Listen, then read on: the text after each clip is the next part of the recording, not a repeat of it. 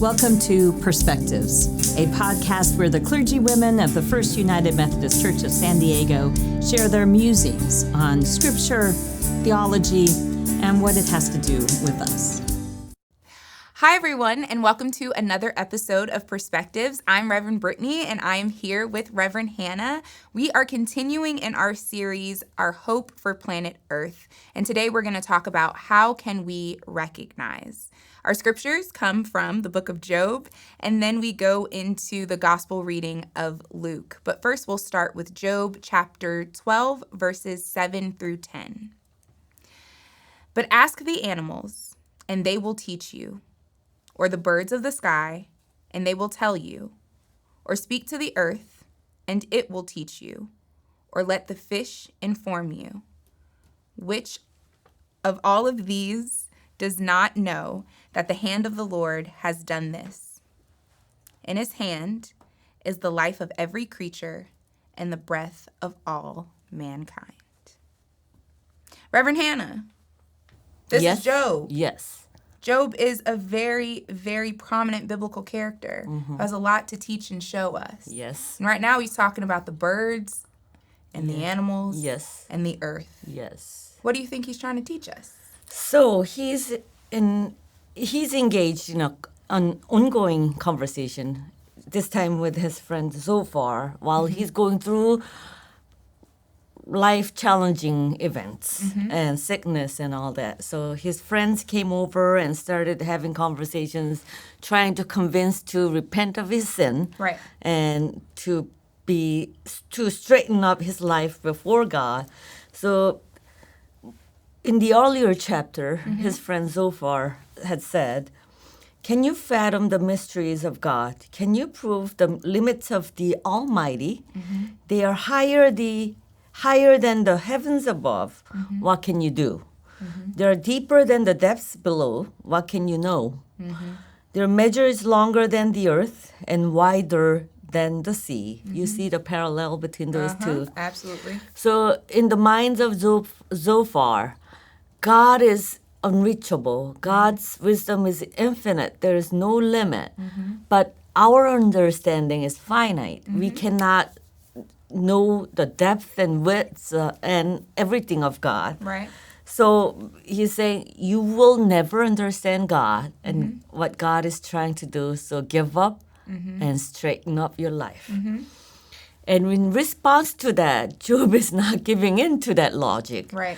And he's recognizing God's mighty act in all creatures. So whereas Zophar's point was that Job could not attain the boundary of God's knowledge, Job is responding to him, saying that, well, every creature's below understands and experiences God's mighty work in themselves. And the animals of the field, the birds in the sky, the earth, and the fish in the sea knows and recognizes the divine action. Right. And what God does everywhere, all the time, to actually sustain the whole nature. So the point was, contrary to Zophar's point, Job is saying that it's the knowledge of God, God's wisdom, is not just, it's not only available to us, but to all creatures. So there's no escape. And he's trying to see that Zophar, in his mind, he didn't recognize the intellectual ability of the creatures. But Job is saying every creature can have a little glimpse of what God is doing within our system. So that's a deep contrast between those two worldviews in terms of their recognitions of God's mighty act. Yeah, I guess it's like this intellectualism versus like this inner knowing, right? And I think that Zophar was trying to use like human intellectualism as like, you can only know but so much. And Job is like, but there's an inner knowing that all creation has that knows that they can't sustain themselves. Like that there is something beyond itself that keeps this world moving. Yes. When I think about this scripture, it whooped me up a little bit. It did. It was kind of... In what way? It's a beautiful text. And I thought about how many times in my own situations, like as a minister or with friends, that sometimes we're so quick to say, well, we don't know what God is doing. I don't know what God is doing, as a way to kind of like assuage their suffering or whatever, so I kind of was like, I kind of feel I'm so far in this because I know that I've done that thing before and used God's high and loftiness as a way to not sit with the suffering or to acknowledge the pain of someone else. Does that make sense? Yes. And this text is telling me that we know something, but we don't know everything. Right. But all the creatures know something of God. So we experience it together, but not everyone masters it. There's a little organic nature to it, and the interconnectedness of all the creatures here below. And you mentioned the intellectual knowledge, wisdom, and then a little innate one. One of my favorite thinker, his name is Antonio Gramsci. I didn't plan on talking about him. He's an Italian thinker, and he talks about the organic intellectual. So it's not using our brains, but our sixth senses and all of our senses and our instinct and intuition, all of that, to feel God. He's moving beyond God, but I'm saying that's our way of feeling God and understanding God with our bodies and our spirits, and somehow, mysteriously. Yeah. And then, I just think that it's really, I do like Job's language, but ask the animals and they will teach you, right? What could we learn from the animals? You know what I mean? I always find the birds in the morning, they just sound so beautiful. Even though I'm like groggy, because I'm not a morning person, but like to just hear the joy. They wouldn't describe it as joy. They're just being, right? They're just birds chirping. But to me, it's like, oh, wow, a new day has started. There's something that I can gain from this. Yes. And also one of those rainy days, I was like, there's nothing I can do today. And then I was clearing out a gutter somewhere around the yard and saw the cement pavement in our backyard was marked by raindrops over time. So under the roof, where the roof ends, water dropped into them for tens of years. Yeah. The house was built in the 50s and then created this line. Yeah. And saying, who thinks about the raindrops being that strong? But when it happens over time, with so many drops of water, that formless, shapeless water drops can pave a way. Yeah. So that's where I began to thought about creating an alternative culture. Yeah. It's just one drop of water at a time, but when they continue to drop on the same spot, it does make a big impact. Yes. Yeah. So we do learn from the nature and all those things. I would hope so, if we open our eyes and our hearts to it. I also think that Job talking about, juxtaposing what Zophar said to then saying, like, if you ask the animals, they will teach you. I think that also, if we talk about creation care, so often, because we are the ones who have the ability to speak and we are the intellectual of the species, we don't take the wisdom that God has given us in all of creation, from the birds and the animals and the wind and the rain and the sun and the sky and all of that.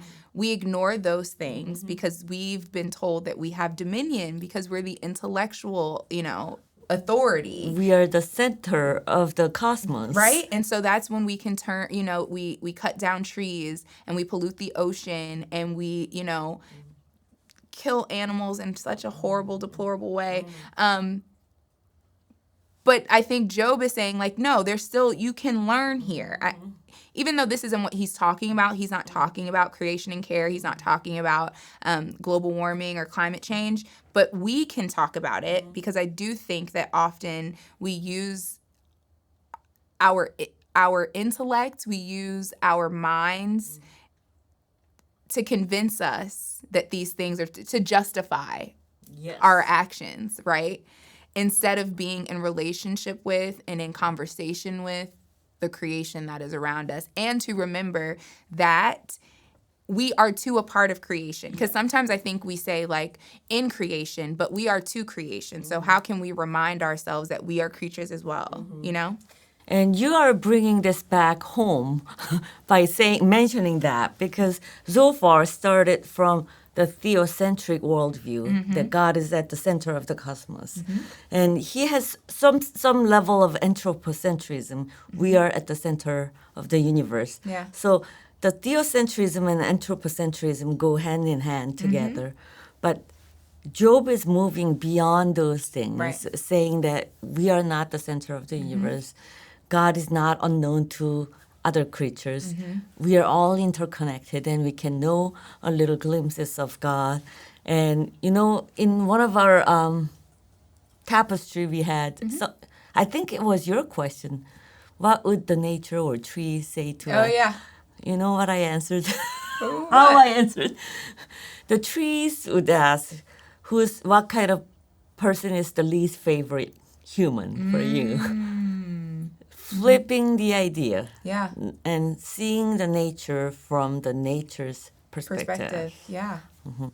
Oh, you said something really good, and it has slipped my mind now. Hold. Oh, I was thinking about it. So if we talk about as human beings, right? Think of us as only children, right? I was watching an episode of Judge Judy, because that's my girl. Of course. Anyway, Judge Judy the Shineland, okay? And she was getting on I think it was the defendant, and she was like, "You're an only child, aren't you? And this is you, and you think this is the universe. You think this is the universe." And it's very true. We think as humans that this is us, and everything revolves around us, not realizing that we are in, the rotation as well. Yes. And so, yeah, I think that just like,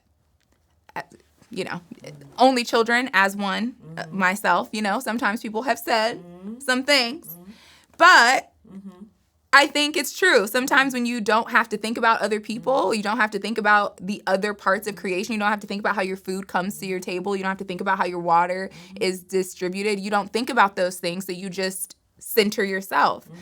But when we add all of creation into the conversation, then we start to say, well, how do the birds feel about that? Or what are we doing to the trees that, you know what I mean? It puts us in relationship with creation as siblings, rather than the creator. And and you're actually bringing more out of me as well. So the subjectivity of humans may be the cause of many harms done to the earth. Girl, yeah. And we think that, so I'm a camper, we think that we are going to visit beautiful sceneries and get amazed by the beauty of nature. Yeah. That's how we see the nature. And one day I was driving up to the Sequoia National Park, which is, do you want to go camping with me? I do. I would go. All right. Yeah. It's a beautiful mountain with huge sequoia trees that are known to be older than 1,500 years. Wow. And for the first time in my life, I felt a genuine welcome from the trees. It wasn't me visiting them. The subjectivity was in the hands of the trees and welcoming me to their territories. Yeah. And the trees seemed to be saying, I don't like to be around people, but you're here. Welcome. They said welcome because you don't like to be around people. Just kidding. So there's that aspect. Yeah, it's very true. If we start when we go to these places, if we think that the ocean is speaking to us and welcoming us in rather than we are going to the ocean because we're going to whatever, I think it just gives us a different perspective. You know what I mean? Yeah. Kind of flips it. And I'm not the most nature girly, but I have realized that the more time I spend in nature, I actually am kind of a nature girly. You respect the nature. I do. I hug trees. I can't climb them. You know what I mean? I'm not me and bugs aren't, you know what I mean? Rodents. I know. Don't get down. But I really do respect nature. And the more I get to spend time in it, then, the better it is. All right. So that was Job talking about creation in a way when he's talking to Zophar. And then our next text comes from the Gospel of Luke, chapter 24, verses 28 through 31. When they came to Emmaus, he acted as if he was going ahead, but they urged him, saying, "Stay with us. It's nearly evening, and the day is almost over." So he went to stay with them. After he took his seat at the table with them, he broke bread, blessed it, and broke it, and gave it to them. Their eyes were opened, and they recognized him, but he disappeared from their sight. Ooh, Reverend Hannah. Say it. I was thinking about this, and Emmaus is such a powerful story, but I really think that so often I have encountered the Spirit of God, whether it's in the trees or in an encounter with someone else, and I didn't really get it. It didn't hit me until I heard a word, or, you know what I mean? I think so often we get into the routine of doing the things that we're used to doing that we don't take a moment to look up and recognize God in our midst. So the disciples, I've always wondered how could they not have known that it was Jesus? They spent all this time with Jesus, and it's you do too. And you don't always recognize him. You know what I mean? So it would just put it into perspective for me that God walks with us. God is with us in nature. God is with us in our own relationships and interactions. But so often we are focused on what it is that we have to do or the thing that we are doing that we forget to take a moment to look up and acknowledge that. Yes. And also, how often do we separate what's sacred and what's not? And this is what's not moment here. Right. Two disappointed people walking along the street, and a third person comes in. It's an ordinary conversation and probably venting out a little bit and sighing and grief, all that.